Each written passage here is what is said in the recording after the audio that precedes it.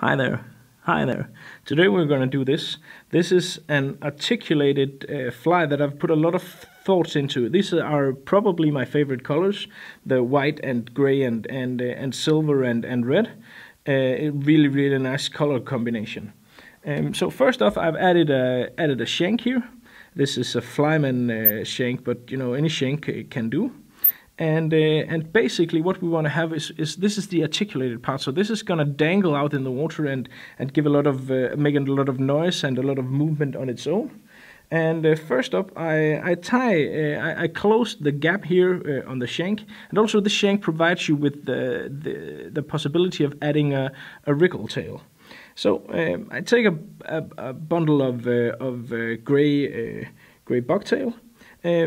The way I've designed this fly is to actually have a cool looking articulated fly that does not require a million trillion different materials. We're going to use not, of course, some material, but not that much material.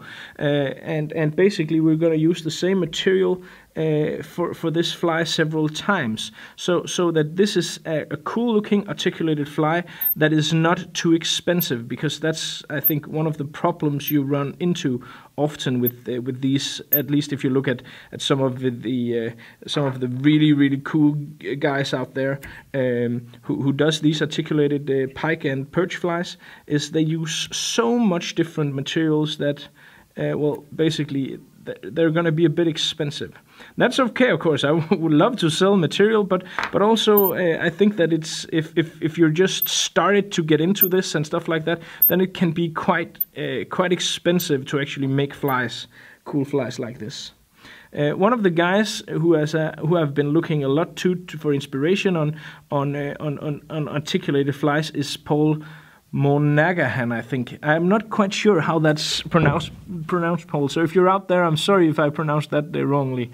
But anyway, he's a really cool guy. If you haven't looked at his YouTube, you should, because he is the bomb. He's the man. So basically, I've tied down all the bucktail here, and I didn't reverse tie it because I do not want it to stand that much out. And there is room here for the wriggle tail and stuff like that as well. And then I'm gonna use something called a predator fur string, which is craft fur woven into a metal string that really is cool to work with. There are 6 or 7 strings in a package, and these are just awesome.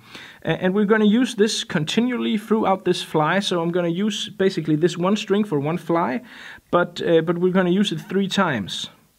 So I add that, and then basically I turn this to give some bulk and some volume without making this too dense to actually look like a fish.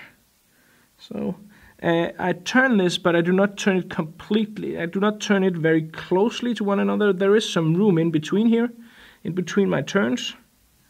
So it still fills out the shank here, but it is not it's not too it's not too dense. It's not too dense. Yeah. Well, basically that's the word I was looking for, dense. So keep while you're doing this, try to brush the fibers out as much as possible. And there we go. I can brush it completely out in a second.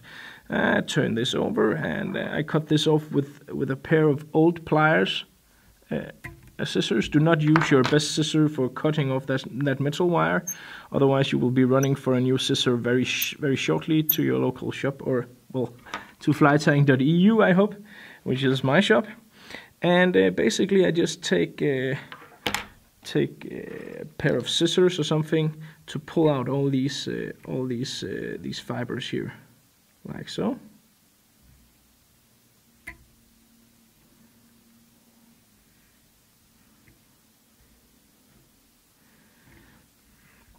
And so there you have it. This actually looks kind of nice, like a nice big shrimp.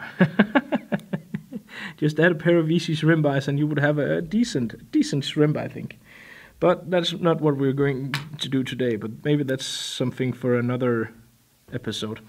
Oh well, and then we're gonna use some grizzly hackle feathers here. saddle feathers. As you can see, these are enormously long.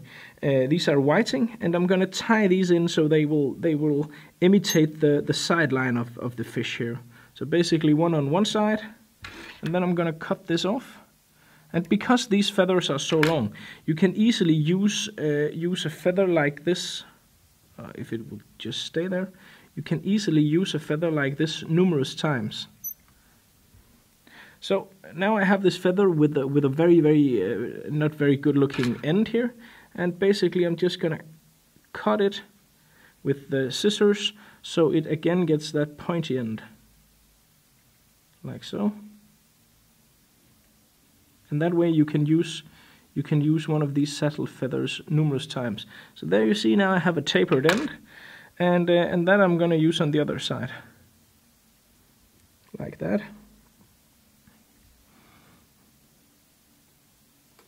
Like so. Cut this off, like that. As I said, these articulated flies are really cool. They're also great fun to tie, because you have so many options. You can make something that really is cool looking and great. But the movement in the water of these is quite phenomenal, especially if you also add the wriggle tail, like so. Then I'm gonna need some flash. I'm gonna use some red flashabou. Red, white, and gray is an all-time favorite of mine, and a fly that has also been producing very well for me this year. And it is an old favorite of many pike fly fishermen and lure fishermen as well.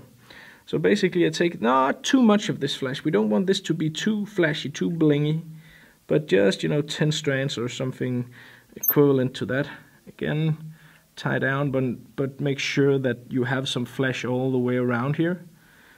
This is a pike fly, and you don't have to be very specific with the number of strands you have going out here and there and everywhere. But again, just not too much, because the red really stands out on top of this gray and white stuff. Then I'm gonna take another bundle of bucktail. Not a very big one, but not as big as the first one, but a decent amount. Something like that, if that makes sense to you, something like that. Not too big, not too small. I would say, yeah. No, it's impossible to count the number of hairs here. But it depends on how large you want this fly and stuff like that. And then I tie this down, so it's not going to be as long as the tail.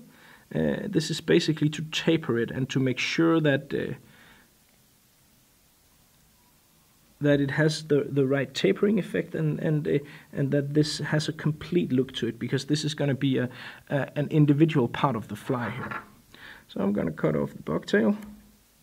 Again, I did not reverse tie this, because that would simply be too big. It would stand out too much. Yeah. I need a new pair of scissors, I see. That's okay. So basically, tie this down, make a whip finish, like so. Pull this together, make this tight.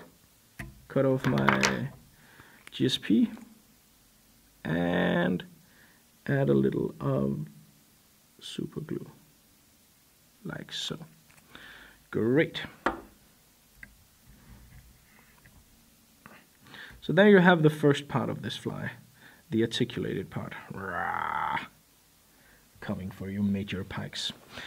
And then we're gonna tie the rest of the fly, or I should say the actual fly. I'm gonna take an Ahrex hook. This is the 351 PR Ahrex hook. This is a hook without a barb.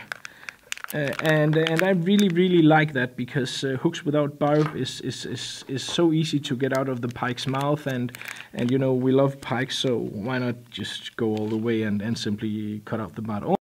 Also it makes it easier to attach a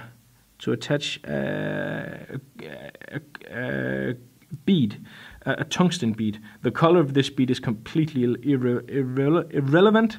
For some reason I struggled with that. It's completely irrelevant, but it's just going to hang there. It's going to add some weight to this fly, which is something I seem to think is a bit lacking in many flies I see out there. Many of these articulated flies I see out there, simply because, well, a lot of them, well, all of them at least, many of them looks like, 10 million bucks, and they're just so awesome, and there are some truly awesome, very gifted, very skilled fly tyers out there. But for my fishing, at least, I need something with a bit more weight to get the fly to fish at the second it hits the water. So basically, what we're gonna do now is we're gonna attach the tail part. So I take some monofilament. This is the same stuff I use for my leader, except for so it's 0.67 or something like that. Fairly thick stuff, and I just tie this on top of here because I like that this have actually helps me get a broader profile of where I tie the rest of my materials. So basically, just around there, and then I add some beads. These are 3D beads, but you can use pearls and stuff like that. I add 4 of these to make sure the tail is sufficiently long away from the rest of the fly that it will not entangle with the hook bend, but also to give it some movement, some space to move. So I add 4 of these. These weigh absolutely nothing, so they do not make the fly any heavier. But and that's a good thing, because you want the weight of this fly placed in the proper positions, and not to be out here, because that would make your fly sink rather strangely. So I take my articulated part, the tail part, add that to the loop, and then I take the loop, the tip here, and put it back through all these beads, all 4 of them.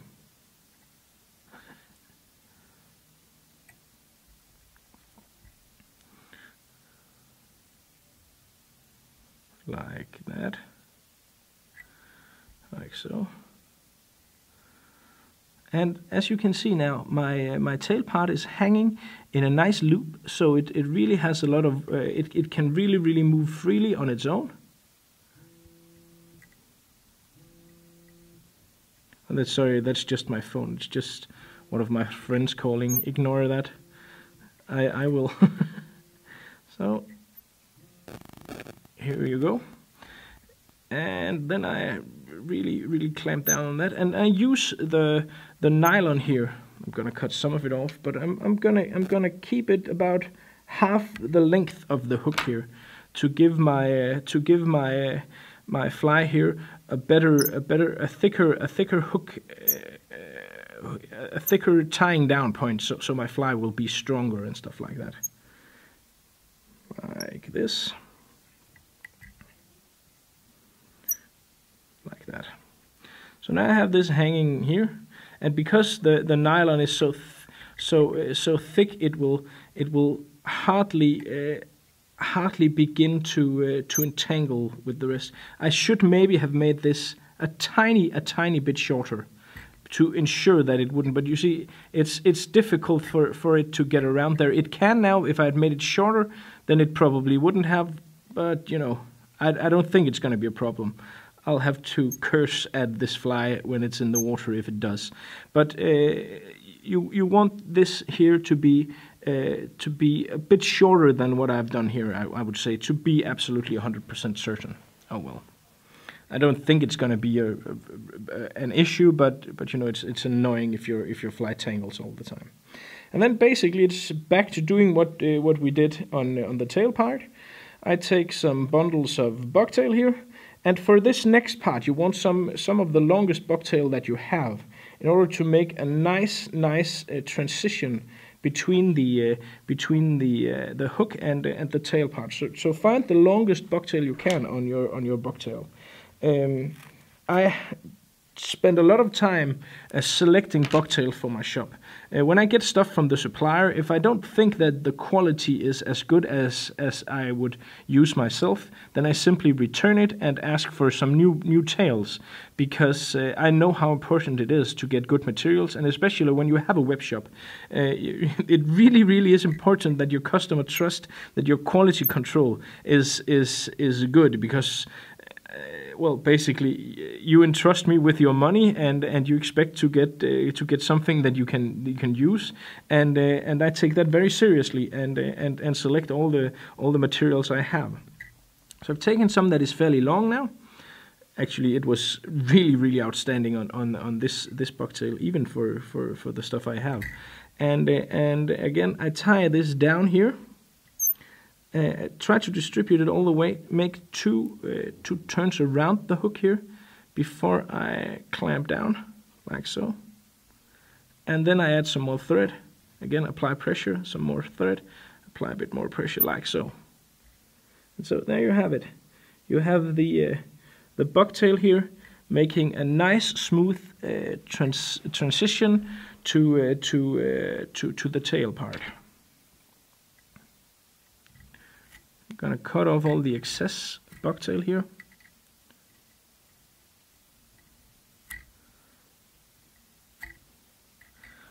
Like so.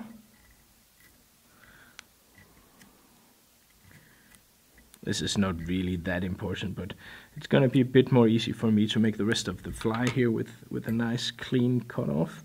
And then I'm simply just gonna pound it down with some tying thread. It's not going to be something that anyone will notice. So, yeah, basically that's it. And the bucktail really is nice because it makes the fly really transparent and awesome looking in the water. Then I'm going to take the brush here again. Like that. Going to use that, tie that down. And then I'm going to use that to make the body of the fly here, the main part of the body of the fly. Just gonna go a bit further up behind this monofilament, like so. And then I'm gonna use this to create a nice, transparent, vibrant, and good-looking body. Again, I do not I do not turn this, so it's completely close to itself. I make a small space between the turns, as you can see here. Probably can see. So this is not going to be too bulky again, and too it's going to be a bit transparent, but it's going to still provide some bulk and look very nice both in the water and of course on Instagram. Which is also important, I think. It's nice to tie flies, and it's nice to share your flies with your friends. So I think that's an important factor as well. Is when you tie something and you use a lot of time on a project like this and developing patterns and stuff like that, then I think it really is cool and nice to be able to share this stuff with friends. And I must say my Facebook is completely covered in fly patterns. Fly patterns and and fish is basically all I see on my Facebook wall, and that's okay. Really, that is fine by me. So all the way up there, I'm gonna cut this off here. Just tie down the rest of the string.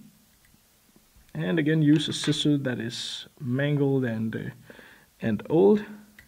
I have several of those, regretfully.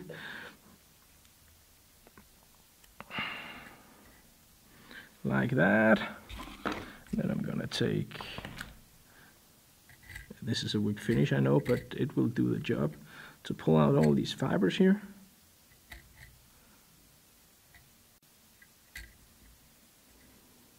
When I design a fly like this, I spend a lot of time thinking about how to make this as durable as possible so it will last to as many fish as possible.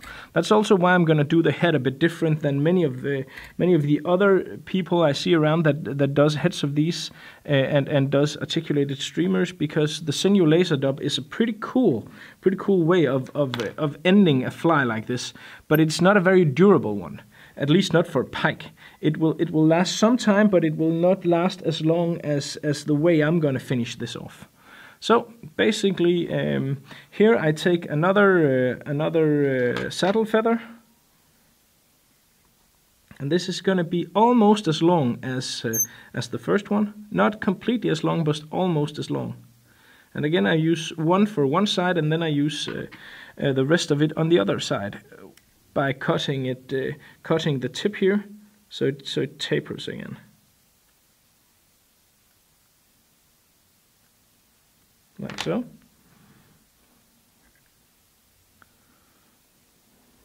Really gives a nice effect. I don't know how much you can actually be certain that this really affects the catching rate, but I think it at least to me, it's very clear to see it. It's very easy to see it in the water, so I think the pike sees it fairly easy as well. Like that. Then I'm gonna take a small amount of red flash here. Just a small amount again. So as you can see, this is basically exactly the same thing as I did with the tail part. And this should not be as long as the tail, but it should be, well, a bit longer than perhaps the second layer of bucktail. And because I don't want to waste this, then we're just gonna turn that over again, also like so, like that. Oh, it doesn't look like there's any on your side. There's plenty on my side, so I'm just gonna take a bit more for your side.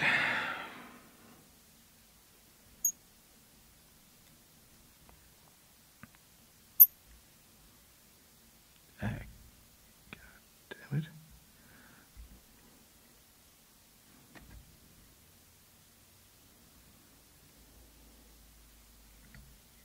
Like that. So there you have it, the bleeding effect, or what we want to call that. So I'm gonna make a whip finish and give this some glue.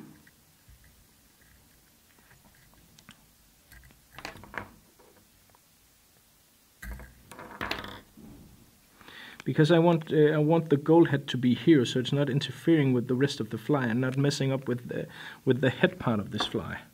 And then basically I just push this as far back as I can, like that.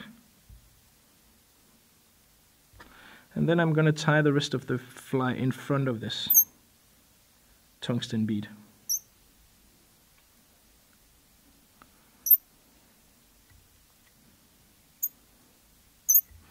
Like so. So I'm gonna take a bundle of bucktail. Again, take some of the long bucktail for this. Should it be bucktail now, or should it be? I'm gonna do bucktail.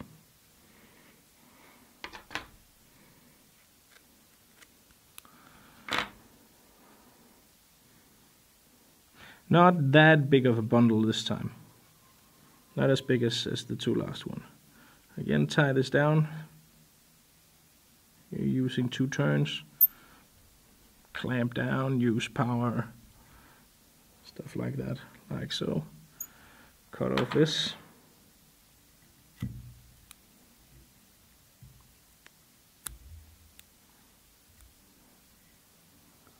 Just as close as you can.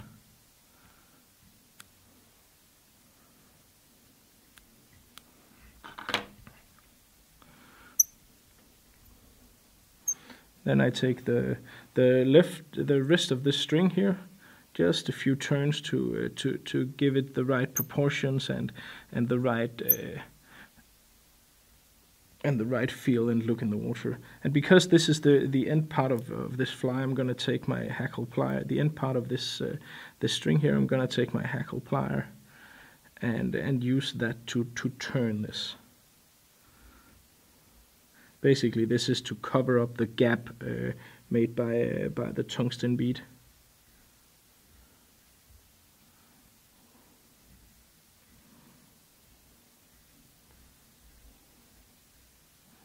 Maybe one more turn of this, like that.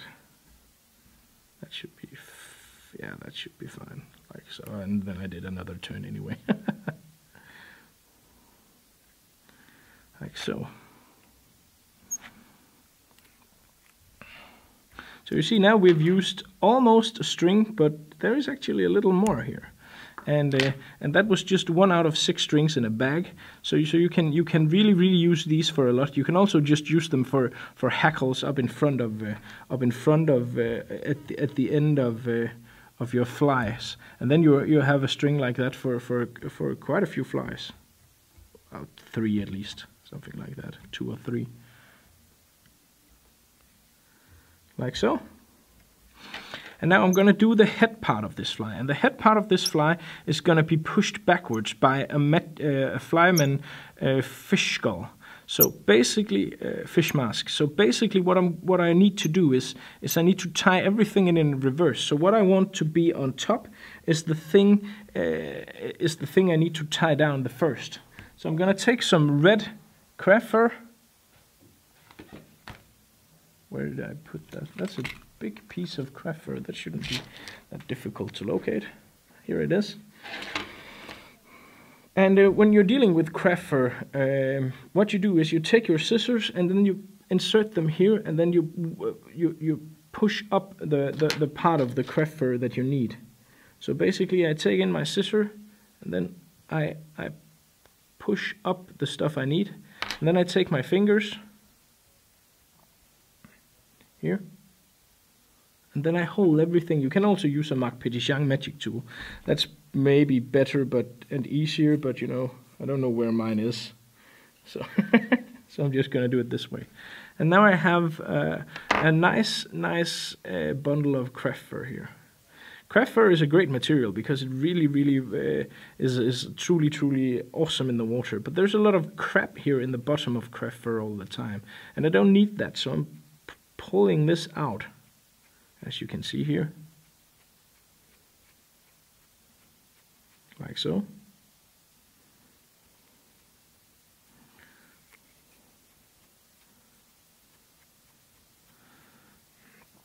And there I have the bundle that I need. This is going to be a fairly large bundle. And I'm going to tie this so it's going to be all the way around the hook once more. Distribute it all the way around the hook. Gonna like that. That's the first part. Tie this down here, like so. You can cut a little of that off, but basically it doesn't matter, just leave it. Be sure that you have some space out in front of the eye, because we're gonna do a lot more than just this. Like that. Then I'm going to take another color of flash. I'm going to take something that's called Moonlight. It has a lot of pearl, a lot of black, some black and some silver in it. And this is going to be only on top of the fly to kind of give the impression of the darker upper side of the fly. So I take this and I make it so it's not completely uniform in length, like this. Again, this is Flashaboo, which is holographic Flashaboo, which is the best flash material in the entire world. And I tie this down so 2/3 of the length here is pointing backwards and 1/3 is pointing forward. And I'm tying it so it's only going to be on the top half of the fly. It's not going to be underneath, it's going to be on top of the fly here, like that. And then the final touch, basically I think this could be it. Should I add a bit more? Yeah, we're going to add a bit more bucktail. The final touch is adding a bit more bucktail, and this does not have to be long, and it's only going to be a small bundle. Oh wait, I need something more. I need, of course, another saddle feather here before I tie down the bucktail. I'm just going to cut one here that I had laying around. So it tapers, like so. And this is going to be shorter than the middle, the last one.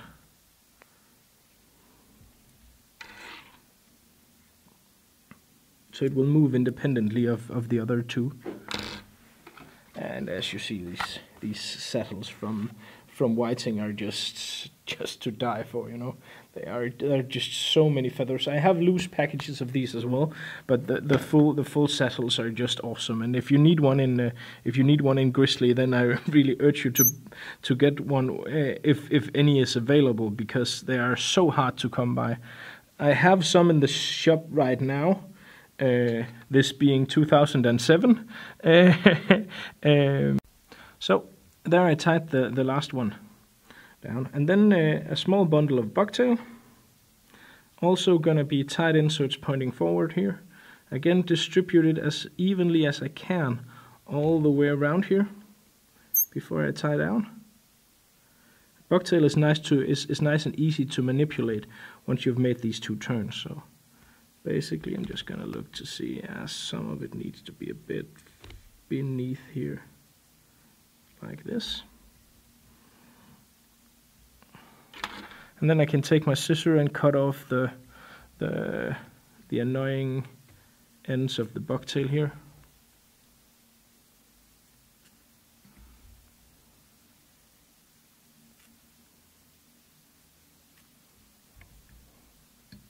The bucktail stumps, you could probably call them, like so. Brush that away. Then I'm gonna add some, give it a whip finish. Pull on that, cut off the thread, add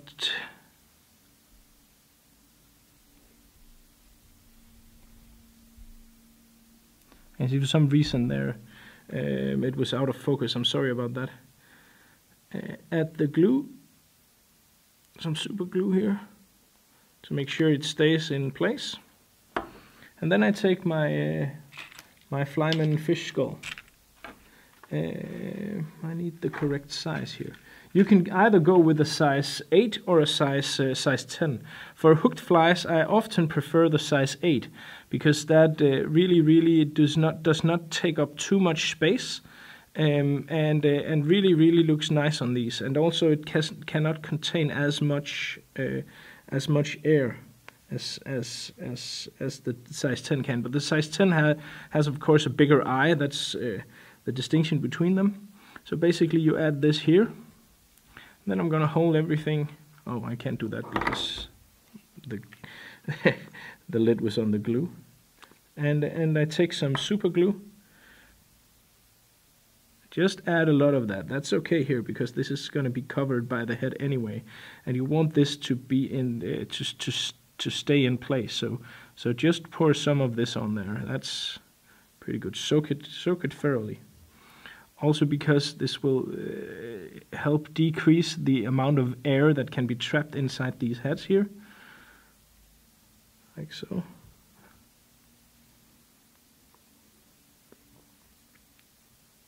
Damn, this is a killer. This is really an awesome fly. This is the third I'm tying today. I was a bit rusty because it's been some time since I tied these, so I had to practice making one, and then I made one for the Danish video. But this one is the best so far today. Then I add an eye, and I like these with the white pupil for a fly like this. Of course, I'm gonna do the same on the other side, and then it's done. And really a nice, strong, very fishable fly, because of especially because of the tungsten bead that I added into this fly. Will make this fly fish better, because it really will start sinking as soon as it hits the water. And a lot of all the different stuff here is really cool and nice looking, and will make this fly fish really well. So, damn, this is nice. This is gonna catch so many pike. It's unbelievable. Can't wait to dip this into the water.